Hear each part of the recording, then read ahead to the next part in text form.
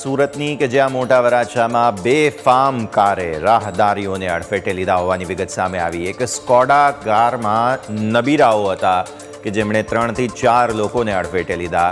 દારૂ પીધેલી હાલતમાં બેફામ ગાડી ચલાવી અને નબીરાએ અડફેટે લીધા છે લોકોને। ત્યારે આ સ્કોડા ચાલકને લોકોએ મેથી પાક ચખાડી અને પોલીસને હવાલે કરી દીધો છે।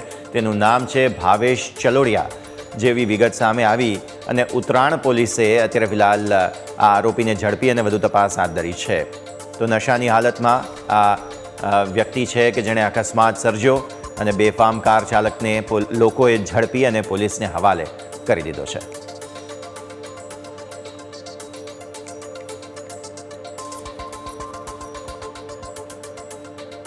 તો સંવાદદાતાની સાથે આપણે વાત કરીશું, પણ એ પહેલાં અત્યારે ફિલહાલ તસવીરો જે જોવા મળી રહી છે, બાઇકને નુકસાન થયું, લોકોને ઈજા પહોંચી છે, તે સમગ્ર વિગતો આપને આપીએ।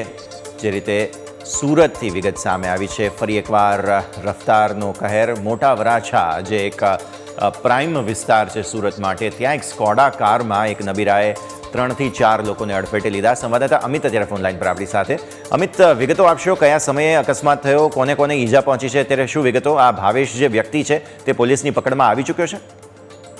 જી, ચોક્કસથી વાત કરવામાં આવે સુરતના મોટા વિસ્તારની આ જે ઘટના છે, ગઈકાલે રાત્રે આ જે ઘટના સામે આવી હતી કે એક સ્કોડા કાર ચાલકે 3 થી 4 લોકોને અડફેટે લીધા હતા। મહત્વની વાત છે કે અકસ્માતની ઘટના થતા જ લોકોનું ટોળું છે તે જે ઘટના સ્થળ પર એકઠું થઈ ગયું હતું અને કાર ચાલકને ઝડપી પાડવામાં આવ્યો હતો અને તાત્કાલિક જ પોલીસને જાણ કરવામાં આવી હતી। મહત્વની વાત કહી શકાય કે પોલીસે તાત્કાલિક અસરથી આજે કાર ચાલકની ધરપકડ કરી હતી અને જે ઈજાગ્રસ્ત લોકો હતા તેને સારવાર માટે હોસ્પિટલમાં ખસેડવામાં આવ્યા હતા। કાર ચાલકનું નામ છે ભાવેશ ચલોડિયા।